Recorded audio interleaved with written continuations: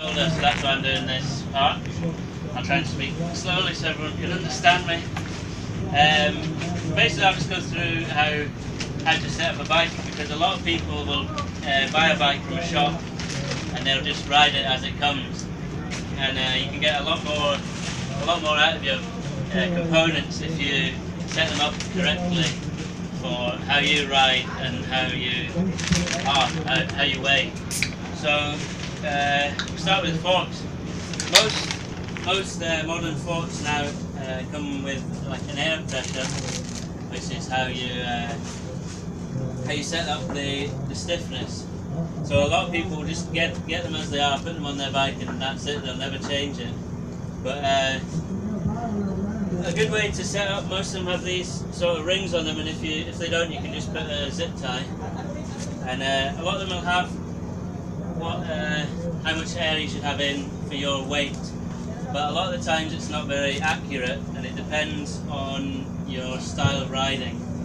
So if you're riding a lot of cross country, you'll maybe, and also depending on how you like it to feel, because if you're riding a lot of not bumpy cross country, you want it quite solid, because you won't lose any energy from your pedaling. A lot of this will be quite obvious to a lot of people, but so the best thing to do is to have this down, and then you stand on your bike as if you're going to ride it, and then just get off and it'll show you where it sags down to. So that's your sag.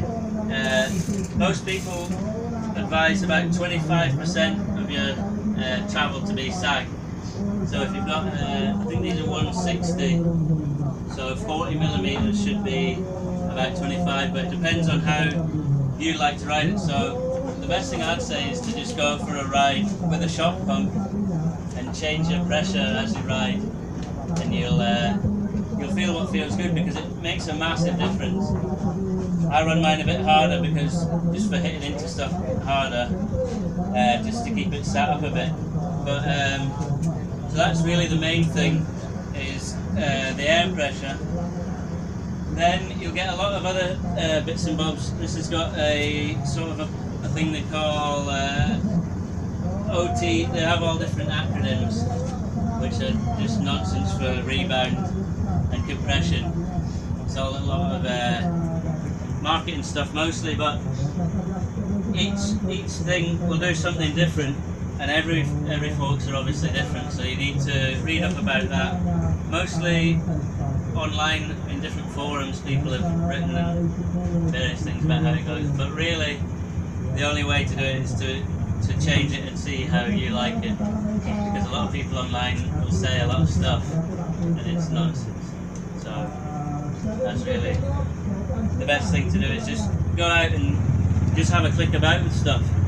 Don't be afraid to change it. Just remember how it came. I'll go over a bit briefly.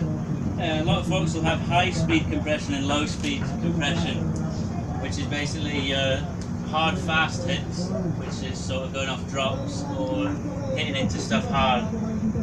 I run no compression on anything normally, just because if it's going to go down, I'll just let it go down.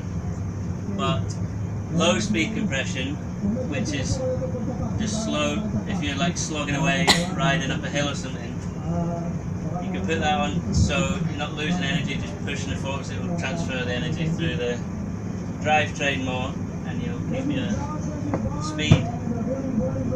Okay, I think that's enough for forks. Then this shock's different than a lot of people's cross country. This is a coil shock, so this is harder to get the right coil for your weight. It's not as easy as just changing the air.